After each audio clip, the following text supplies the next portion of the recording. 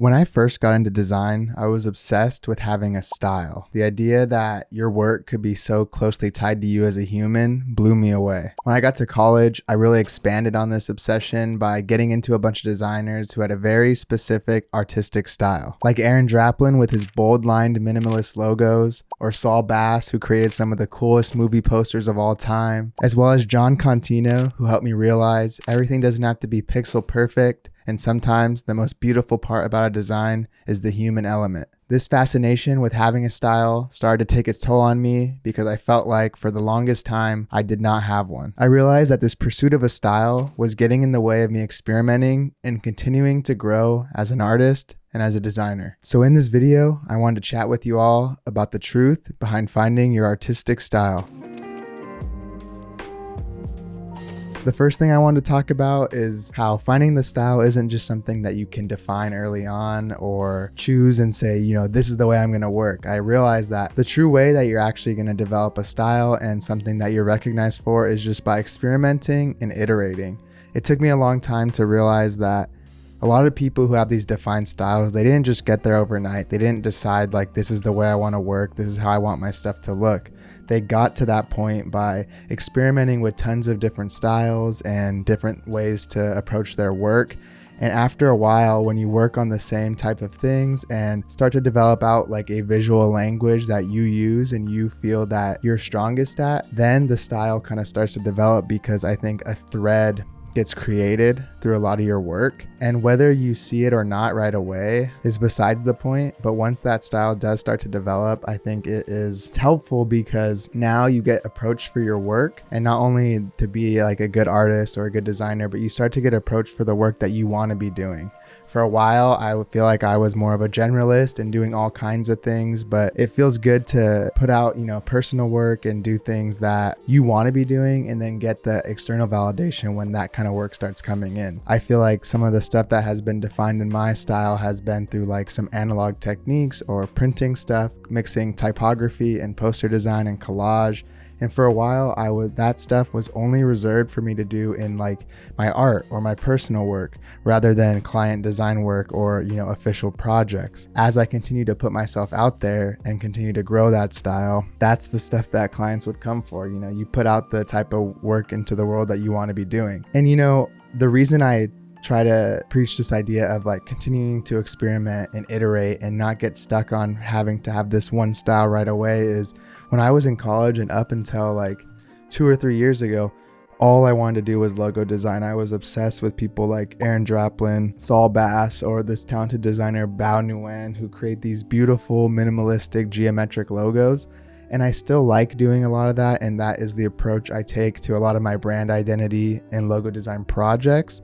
However, it's not the top thing that I want to be doing. I realize that those projects aren't the most rewarding to me. I think that I was confusing my love for the final outcome of those small, beautiful marks and the ability for those projects to pay super well with like what I truly love to do. And I'm grateful enough to be with this opportunity and kind of privilege that I've gotten to the point where I can work on the things I truly love, and it isn't at the expense of, paying my bills and things like that. I also think you don't need a style that is instantly recognizable to be successful. This might be less true for like fine art or something that is just entirely commission based and there's no kind of product being created like design and other types of like artistic pursuits are. However, I know so many designers who are mad successful, and they kind of have this chameleon-like approach that they're able to work with all different types of clients, different types of styles, and they kind of defy the jack of all trades, master of none trope, because they're seemingly good at most things, and there is some pros and cons to having a super specific style, especially as a designer, is if you're only showing the world that you can do one type of thing, that may close you off from other opportunities that you would excel at, because people as the viewer may not think you're capable of those things because, I only see them do this. Like, that is almost the downside to only putting out the type of work you really like or want to be doing, is it could potentially shut you off from other opportunities that you never knew you could love as well. So I do think there's definitely pros and cons, to being more of a specialist and more of a generalist. So even though this video had the idea of me talking about finding a style and developing out, a visual language for yourself, I also don't think that has to be one thing.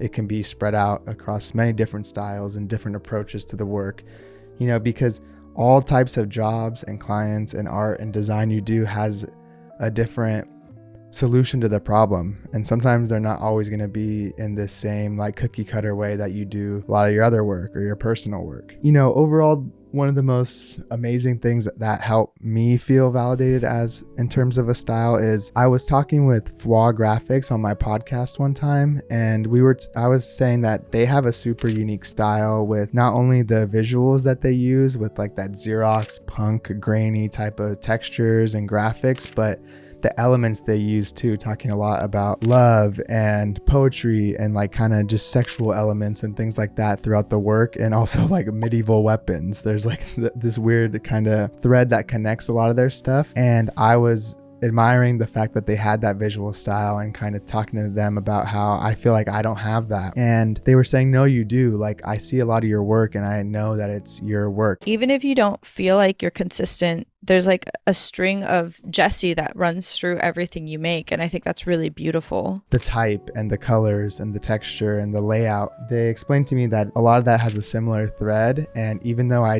didn't think it was like a style I set out to do, it kind of formed itself by, like I said, experimenting and continuing to develop my own way of solving problems and visual language. Your style isn't defined by you, but by someone else to define it for you, or the viewer. And that really stuck with me, because you can create something and have your certain intention with it and what you think you want it to portray and say about you or the thing at hand or the client or whatever, but you have little to no control over how someone else views it once it's in the world, so like that could be said for your entire body of work as well. I think that's where like art critics and things like that come in, is they have a skill to define something into a category, and humans love like categorizing things. That's why you see insane genres in like music and stuff, like melodic, funky, deathcore metal or whatever, and sometimes that can be a bad thing because we're trying to shove everything into a little box. However,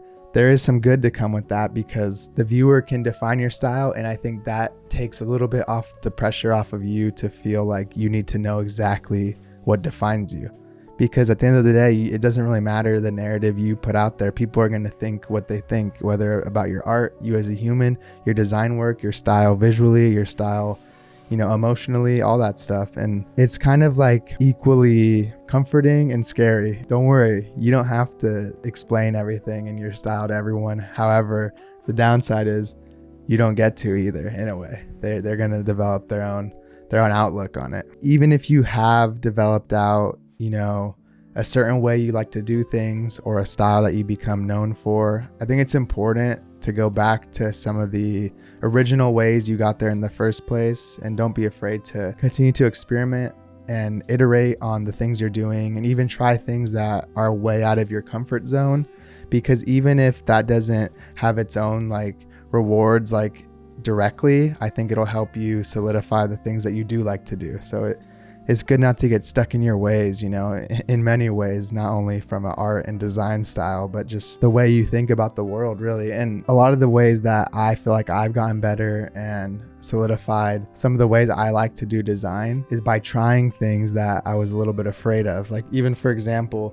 trying this graphic design idea book challenge I was doing, where I was designing different things. I tried my best to experiment with different colors, mediums, typefaces, and just overall approaches to design. That way, even if I don't like doing that, I know how I can use little bits and pieces of that in the work that I want to be doing. And you don't want to become like a character of yourself. You don't want to start to think, what would I do here?